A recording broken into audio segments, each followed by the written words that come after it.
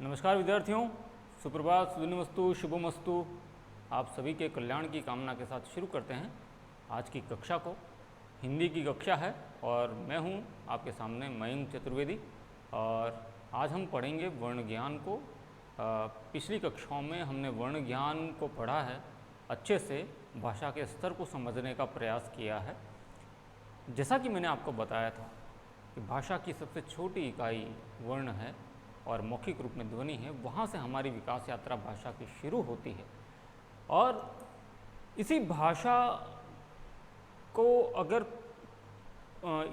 का अगर परीक्षण करना हो कि भाषा में क्या क्या चीज़ें होती हैं, तो उनका अध्ययन करने के लिए एक पुस्तक का निर्माण कर दिया, एक अलग भाग निर्धारित कर दिया जिसको हम व्याकरण के नाम से जानते हैं।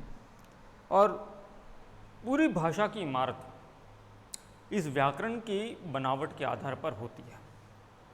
तो व्याकरण का अध्ययन क्यों किया जाता है भाषा में, ये मैंने आपको बताया। वर्ण ज्ञान में हमने स्वर को अच्छी तरह से जान लिया है। आज बात करेंगे हम व्यंजनों की। तो व्यंजन को पढ़ते हैं, आरंभ करते हैं आज की कक्षा।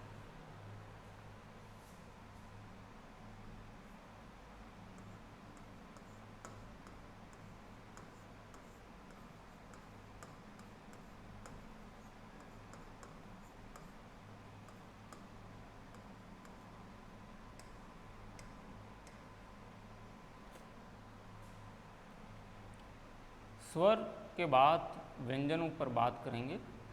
स्वर मैं एक बार फिर से लिख देता हूँ। अ, आ, ई, उ,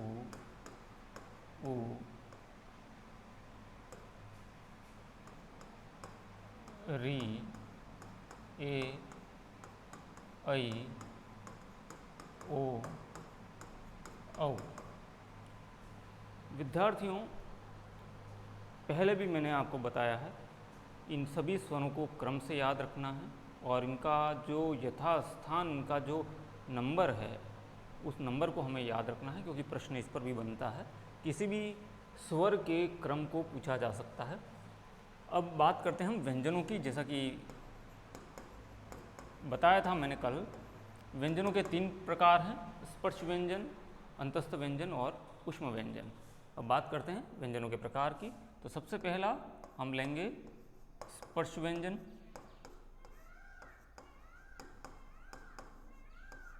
और स्पर्श व्यंजन कौन कौन से हैं? तो क, च, ट, त और प। अब देख लीजिए, यहाँ पर क से कंठ, च से तालव्य, ट से मूर्धन्य, त से दंत्य और प से ओष्ठ। ये जो भी मैंने यहाँ पर लिखा हुआ है, इन सभी अवयवों को आप अच्छी तरह से जानते हैं। ये कौन कौन से अवयव हमारे मुख में हैं या शरीर में हैं। तो देखिए, पहले मैं यहाँ पर उन व्यंजनों को लिख देता हूँ। इसके बाद में मैं आपको परीक्षण करके बताऊँगा कि व्यंजन क्यों है और क्यों कंठ है, क्यों तालव्य है, क्यों मूर्धन्य है, क्यों दंत है, क्यों ओष्ठ है। तो कंठ व्यंजन होंगे क, ख, घ, घ और अंग। च, छ, झ, झ, ई। मूर्धन में आ जाएगा ट, ठ, ड, ढ और अण। दंत्य में आ जाएगा त, थ, द, ध और न। ओष्ठ में आ जाएगा प, ब,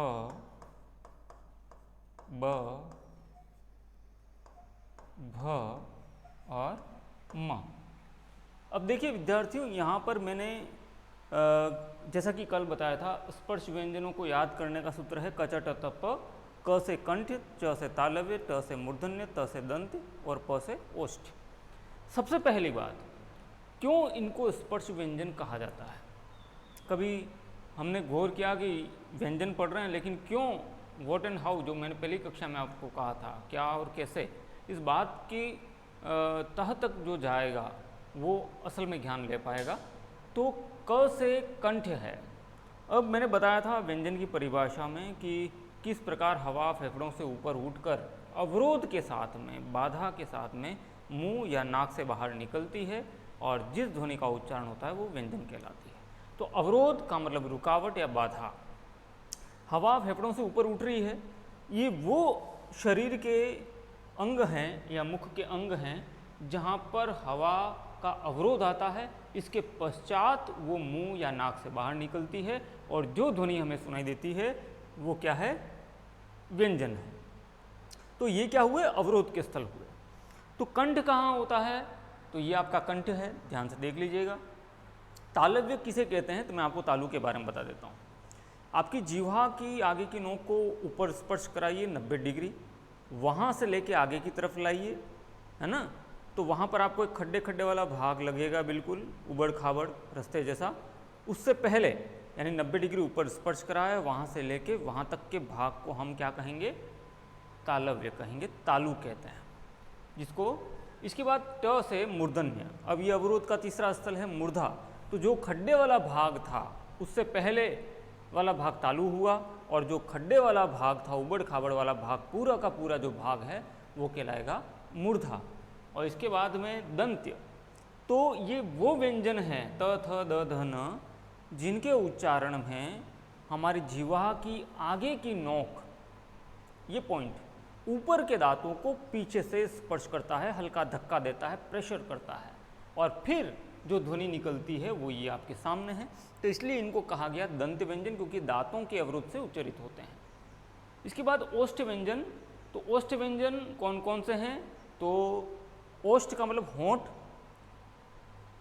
इन व्यंजनों के उच्चारण में जैसे ही हवा फेफड़ों से ऊपर उठेगी, और अवरोध कहाँ पर आ रहा है? तो अवरोध आ रहा है होंठों पर। पहले होंठ बंद होंगे और जैसे ही खुलेंगे ये ध्वनि निकलेगी। तो पहले ध्वनि नहीं निकल रही है, पहले होंठ बंद होंगे और फिर होंठ खुलेंगे और ये ध्वनि निकलेगी। तो इन सब का हम परीक्षण करेंगे। देखते हैं सबसे पहले स्पर्श व्यंजन। क से कंठ, क ख ग घ अंग। अब देखिए इसका परीक्षण करने का तरीका है कि अगर हम इसको तरीके से इसका परीक्षण करें तो हम पता कर लेंगे कि हाँ भाई ये कंठ से उच्चारित हो रहे हैं, कंठ में अवरोध आ रहा है, फिर ये उच्चारित हो रहा है।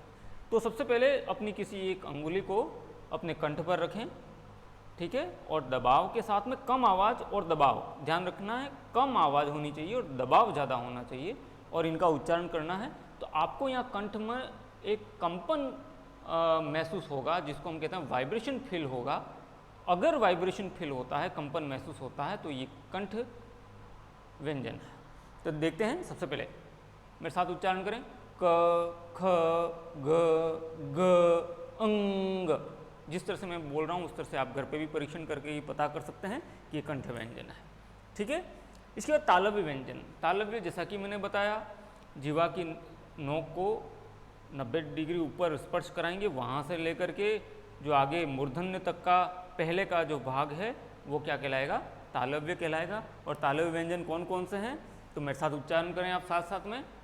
च छ ज ज ञ। अब देखिए यहाँ पर एक खास बात क्या है। तो तालव्य व्यंजन में हमारी जो जिह्वा है वो इस तरह से आकार ले लेती है और ऊपर तालु को इस प्रकार से स्पर्श करती है। अब आप महसूस करें, च छ ज ज ञ, ठीक है। तो ये हो गया तालव्य व्यंजन। इसके बाद मूर्धन्य व्यंजन। मूर्धा मैंने आपको बताया जहाँ तालु समाप्त हो जाती है और वो जो खड्डे वाला भाग है आप जीवा स्पर्श करके पता भी कर सकते हैं।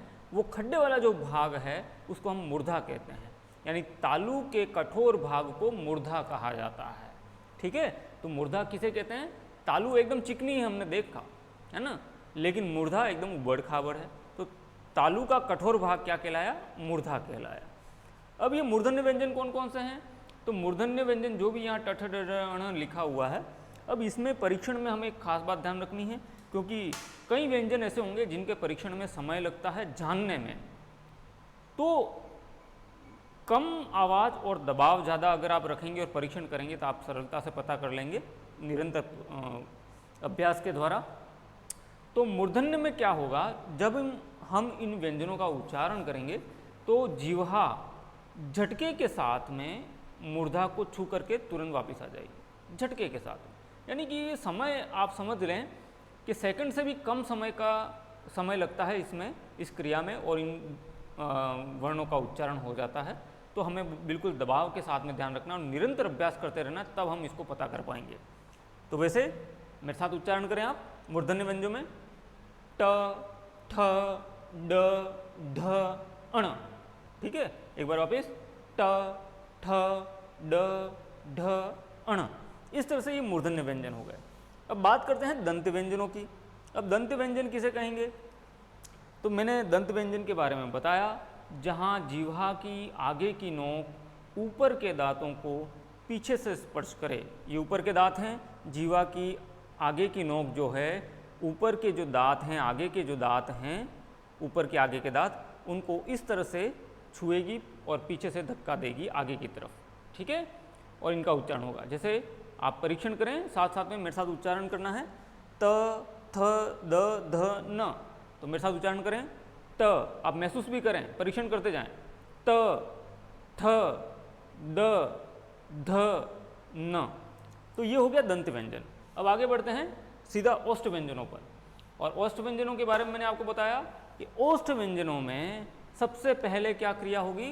दोनों होंठ बंद हो जाएंगे और जैसे ही खुलेंगे ये ध्वनि जो आपके पीछे लिखी हुई है ओष्ठ व्यंजनों की, ये उच्चरित होगी।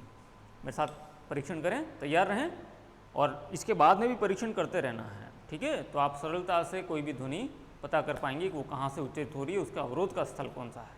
तो मेरे साथ उच्चारण करें, प। आप महसूस भी करें कि आपके होंठ पहले बंद हो रहे हैं या बाद में। प, फ, ब, ब, म, प, फ, ब, भ, म। तो ये हो गया आपका ओष्ठ व्यंजन, जहाँ पर पहले होंठ बंद होते हैं, उसके बाद में ध्वनि निकलती है और दोनों ही होंठ सक्रिय हो जाते हैं, दोनों आपस में जुड़ते हैं। तो ये हो गया हमारा स्पर्श व्यंजन। अब इनका नाम हमने स्पर्श व्यंजन क्यों दिया? क्योंकि यहाँ पर हवा का किसी न किसी अंग के साथ क्या हो रहा है? स्पर्श हो रहा है। स्पर्श हो रहा है किसका? हवा का। किसके साथ? कंठ के साथ। स्पर्श हो रहा है किसका? हवा का तालव्य के साथ। स्पर्श हो रहा है हवा का मूर्धा के साथ। स्पर्श हो रहा है हवा का दंत के साथ, ओष्ठ के साथ। तो स्पर्श व्यंजन इनको कहा जाता है। संख्या पूछ लें तो ध्यान रखिएगा, कुल कितने व्यंजन स्पर्श व्यंजन होते हैं? तो 25। और कितने वर्ग होते हैं स्पर्श व्यंजनों में? 5 वर्ग होते हैं। अब देख लीजिए, यहाँ पर 1, 2, 3, 4 और 5 वर्ग हैं, और हर वर्ग में कितने व्यंजन हैं? 5 हैं। तो 5 × 5 कितने हो गए?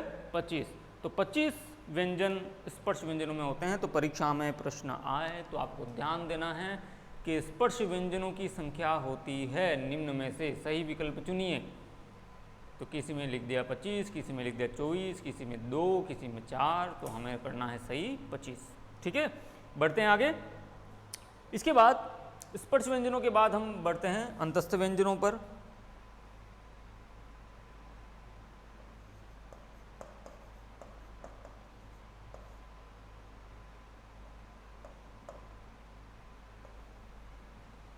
और अंतस्थ व्यंजन कौन कौन से हैं?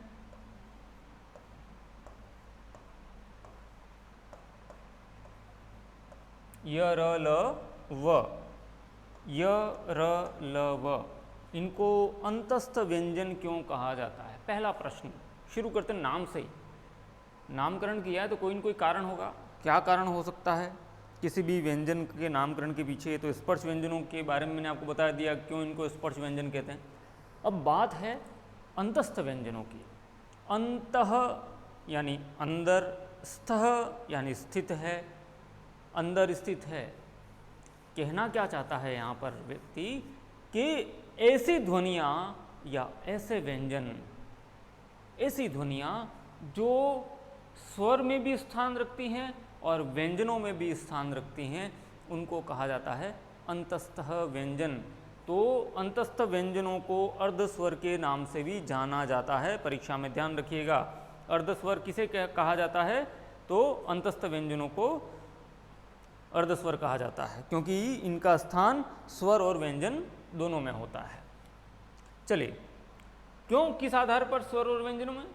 क्योंकि इनके उच्चारण में, जैसा कि मैंने यहाँ पर चित्र बनाया था मानव का, हवा फेफड़ों से ऊपर उठी, है ना, बिना अवरोध के मुंह, नाक, ध्वनि, स्वर, व्यंजन।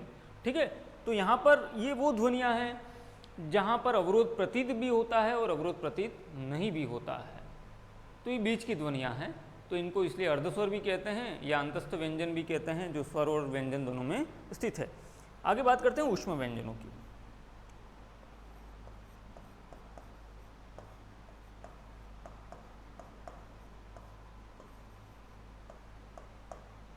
ऊष्म व्यंजन हैं कौन कौन से?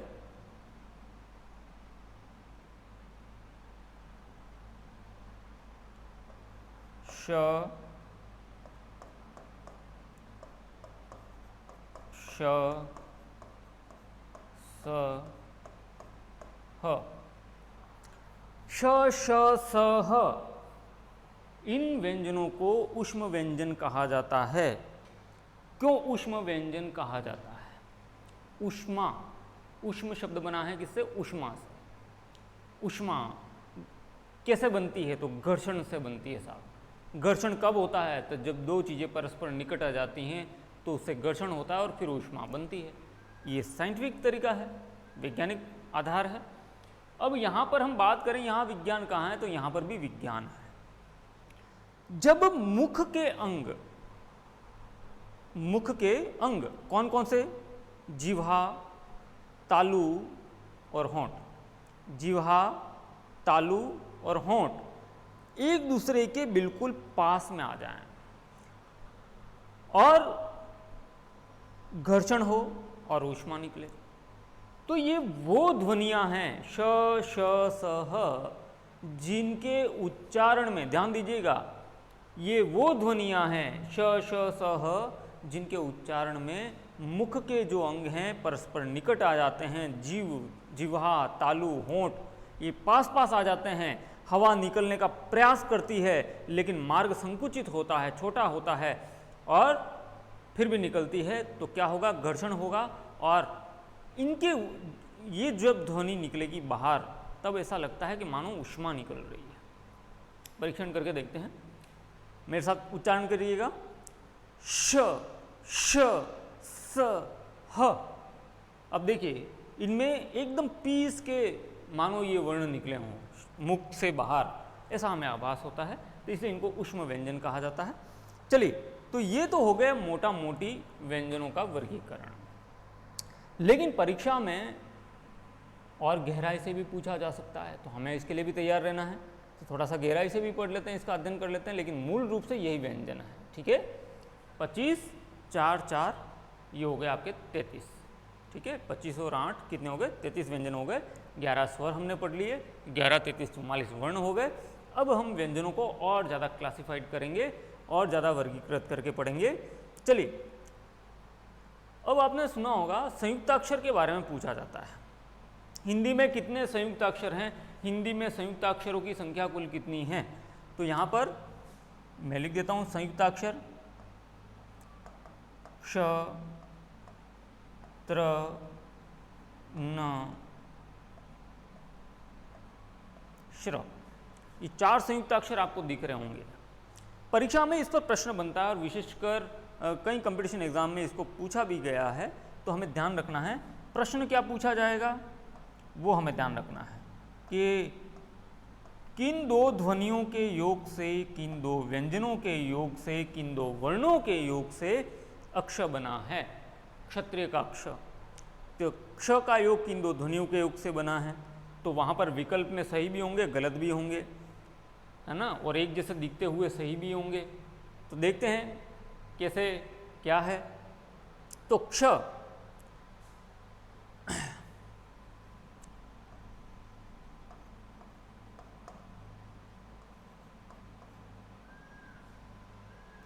आधा क और श अगर मिला लिया जाए तो ये क्या बनता है, क्ष बनता है।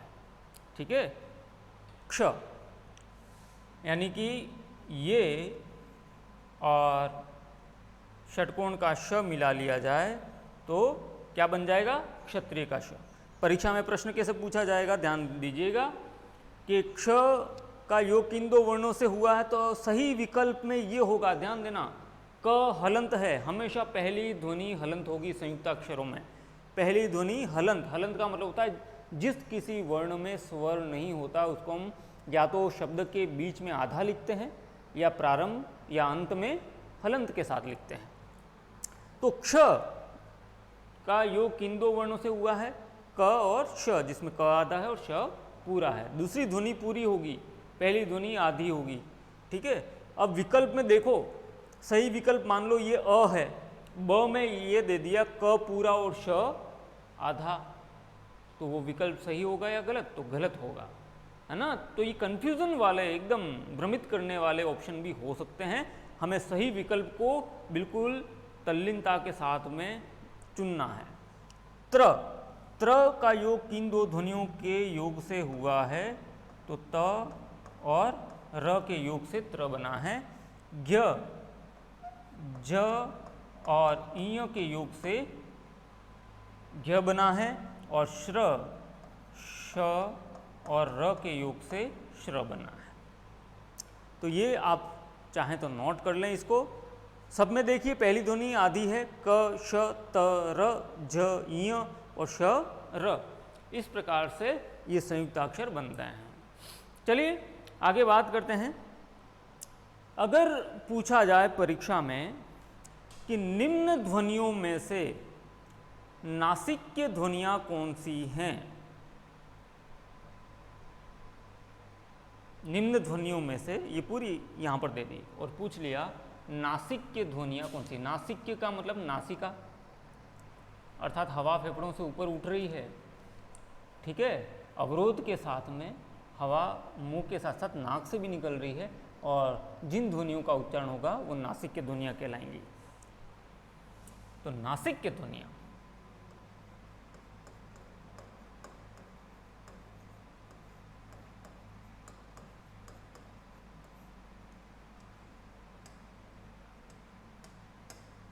ना हर वर्ग का पांचवा वर्ण, वर्ग कितने हैं, 5, और 5 वर्ग जितने भी हैं उनका अंतिम वर्ण पांचवा वर्ण, 1 2 3 4 5, तो ये आपका हो गया नासिक्य व्यंजन, अंग यण न म।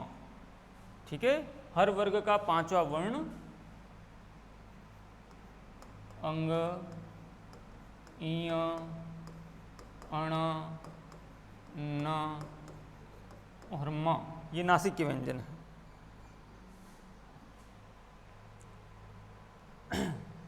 अब पता करते हैं कैसे। तो नासिक्य व्यंजन में क्या होगा, मैंने चंद्रबिंदी आपको पढ़ाई थी, अनुनासिक स्वर, वो अनुनासिक स्वर था, ये अनुनासिक व्यंजन है। वहाँ चंद्रबिंदी लगती है, यहाँ बिंदी लगती है। तो कई बार हिंदी में पूछते हैं बिंदी और चंद्रबिंदी में क्या अंतर है, तो इसका जवाब ये है कि चंद्रबिंदी अनुनासिक स्वर है, जहाँ पर बिना अवरोध के मुंह और नाक दोनों प्रयोग में आते हैं। बिना अवरोध के मुंह और नाक दोनों प्रयोग में आते हैं, वो अनुनासिक स्वर है ना, जिसको चंद्रबिंदी के साथ प्रकट किया जाता है। और अनुनासिक व्यंजन किसे कहेंगे, तो जहाँ अवरोध के साथ में, है ना, अवरोध के साथ में अवरोध आ रहा है और मुंह और नाक दोनों प्रयोग में आ रहे हैं, वो अनुनासिक व्यंजन। तो अनुनासिक स्वर और अनुनासिक व्यंजन में क्या अंतर है और क्या समानता है, तो अंतर तो है अवरोध स्वर अनुनासिक स्वर में नहीं आ रहा, अनुनासिक व्यंजन में अवरोध आ रहा है। समानता क्या है, तो दोनों में मुंह और नाक प्रयोग में आ रहे हैं। चलिए, तो ये नासिक के व्यंजन हैं। अभी हम इनका परीक्षण करते हैं और पता करते हैं। क्या आप भी मेरे साथ में परीक्षण कीजिएगा तो आपको तुरंत पता चल जाएगा। ठीक है, तो मेरे साथ में इन वर्णों का उच्चारण करना है। अंग इ अण न म, चलिए कीजिए। अंग इ अण न म। ठीक है, आपने कर लिया। मुंह का प्रयोग तो हुआ, लेकिन क्या नाक का प्रयोग हुआ? क्योंकि दोनों जरूरी हैं। तो इसका परीक्षण करने के लिए आप अपनी नाक बंद कर लीजिए और पता कीजिए इनको बोलते समय क्या आप इनको बोल पाएंगे। तो नाक बंद करके आप बोलो अंग इ अण न म, तो आप नहीं बोल पाएंगे। तो कहने का तात्पर्य यह है कि हवा मुख के साथ साथ नाक से भी निकलने का प्रयास करती है और निकलती है, इसलिए इनको नासिक के व्यंजन कहा जाता है। अब आगे बात करते हैं लुंठित व्यंजन।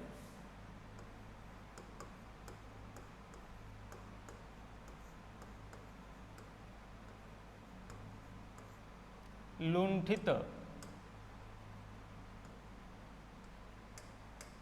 अब लुंठित व्यंजन कौन कौन से हैं? लुंठित शब्द का अर्थ क्या है पहले तो वो समझिएगा। लुंठित शब्द का अर्थ है लुढ़कना, इस तरह से। ठीक है, पत्थर जैसे पहाड़ से हमने फेंका नहीं, लुढ़काया, तो लुढ़कते हुए कैसे आएगा? इस तरह से। हमारी वर्णमाला में ऐसा कौन सा वर्ण है जो लुढ़कता लुढ़कता मुंह से बाहर निकलता है? और वो वर्ण है कौन सा, आप बता सकते हैं इनमें से? तो वो वर्ण है हमारा र। कौन सा वर्ण है? र। र वर्ण लुंठित क्यों है? तो ये लुढ़कता लुढ़कता मुंह से बाहर निकलता है। अब कैसे पता करेंगे लुढ़कता हुआ मुंह से बाहर निकलता है? हमने तो कभी देखा नहीं, लेकिन फिर भी हम महसूस कर सकते हैं। कैसे? जैसे हम र को दबाव के साथ बोलते हैं धीमी आवाज़ में। ध्यान देना, कोई भी वर्णमाला में अगर आपको परीक्षण करना है तो आवाज़ धीरे रखें लेकिन दबाव पूरा रखें, तो आप उसका अच्छे से परीक्षण कर पाएंगे। तो जैसे मैं बोल रहा हूँ र र र, अब देखिए र र र र ऐसा लगा, बोला एक बार, लेकिन बहुत सारे र लुढ़कते लुढ़कते बाहर निकले र। तो ये र को दूसरा कोई वर्ण हम ऐसे नहीं बोल सकते, सिर्फ र को बोल सकते हैं। तो र लुंठित व्यंजन है। इसके बाद पार्श्विक व्यंजन।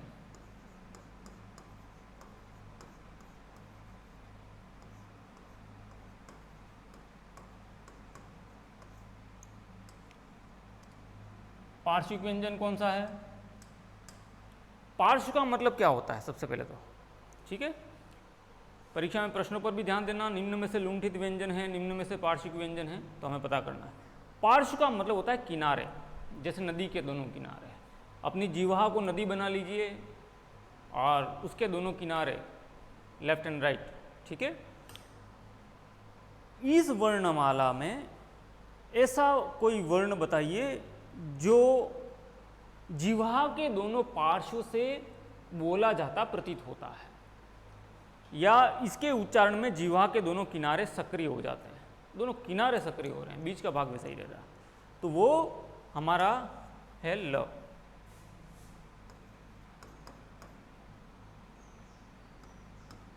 अब देखिए ल, अब जैसे कम आवाज़ और दबाव के साथ में जब आप इसका परीक्षण करेंगे तो आप महसूस करेंगे ल, तो जीवा के ल, जीवा के दोनों किनारे ऊपर के दांतों पर चिपक चुके हैं और हवा नीचे से निकल चुकी है और ल का उच्चारण हो रहा है। आप परीक्षण कर सकते हैं घर पे भी। ल, दोनों किनारे देखिए दांतों पर चिपक चुके हैं, ल ल, और हवा नीचे से निकल रही है और इसका उच्चारण हो रहा है। तो ल कौन सा व्यंजन हुआ? पार्श्विक व्यंजन हुआ, दोनों जीवा के किनारों से निकलता हुआ प्रतीत होता है। तो ये परीक्षा में आए तो ध्यान देना है, निम्न में से नासिक के व्यंजन कौन कौन से हैं, निम्न में से लुंठित व्यंजन कौन सा है, निम्न में से पार्श्विक व्यंजन कौन सा है। आगे बढ़ते हैं। उत्क्षिप्त व्यंजन।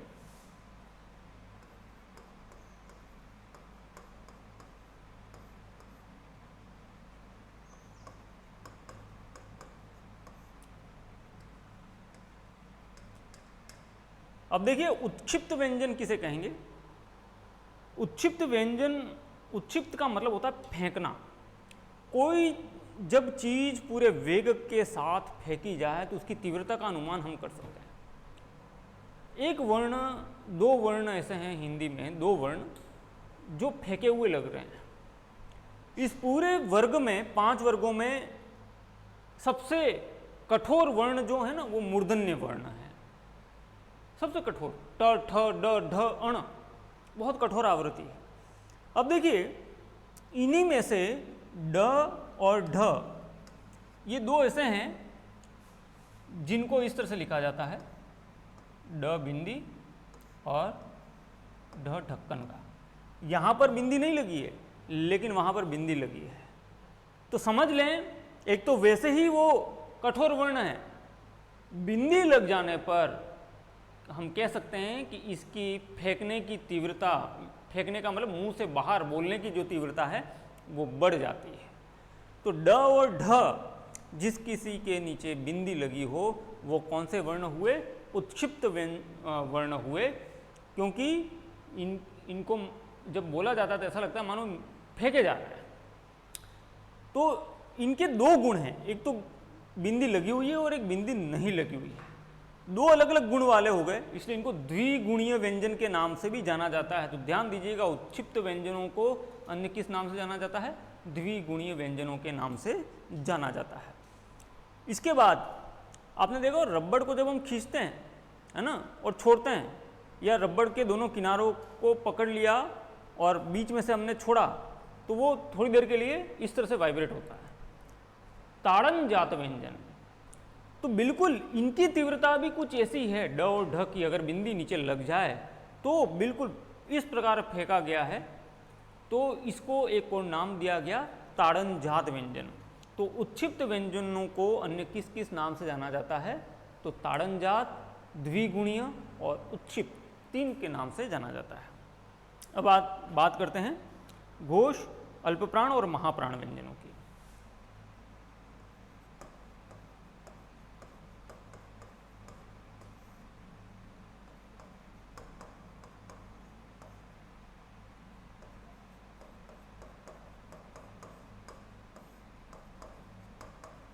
अब आपको मैं बता दूं, अल्प का मतलब कम, प्राण का मतलब वायु। अल्प का मतलब कम, प्राण का मतलब वायु व्यंजन। ऐसे व्यंजन जिनमें कम वायु का प्रयोग हो, अल्प प्राण। ऐसे व्यंजन जिनमें ज़्यादा वायु का प्रयोग हो, महाप्राण। तो अल्प प्राण व्यंजन कौन कौन से हैं? तो 1, 3, 5 हर वर्ग का पहला, तीसरा और पांचवा, हर वर्ग का पहला, तीसरा, पांचवा, इस तरह से आप निशान लगा दें। तो यहाँ पर सीधा आप लिख दें 1, 3, 5 अंतस्थ पूरा, और सभी स्वर, जितने भी स्वर हैं वो सभी अल्प प्राण में आ जाएंगे। और महाप्राण में 2 और 4 और ऊष्म। अब देख लीजिए, आप पता कर सकते हैं कि हर वर्ग का पहला, तीसरा, पांचवा अंतस्थ और स्वर अल्प प्राण है, कम वायु का प्रयोग होता है, आप बोल करके पता कर सकते हैं। और महाप्राण ऊष्म एक तो पूरा आ गया और जो बचा यहाँ पर वो पूरा आ गया, दूसरा और चौथा व्यंजन। तो ये अल्प प्राण और महाप्राण हो गए। इसके बाद आ जाता है घोष और अघोष। घोष व्यंजन जिसको सघोष भी कहा जाता है, और अघोष व्यंजन।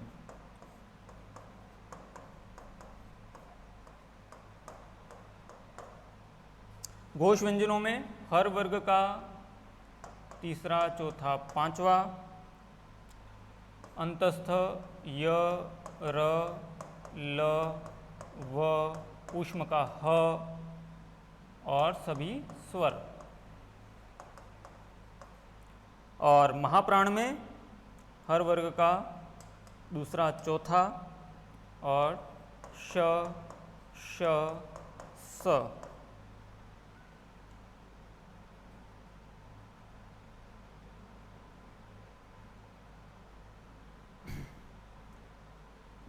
इसकी संख्या हुई 13 और इसकी संख्या हुई 31।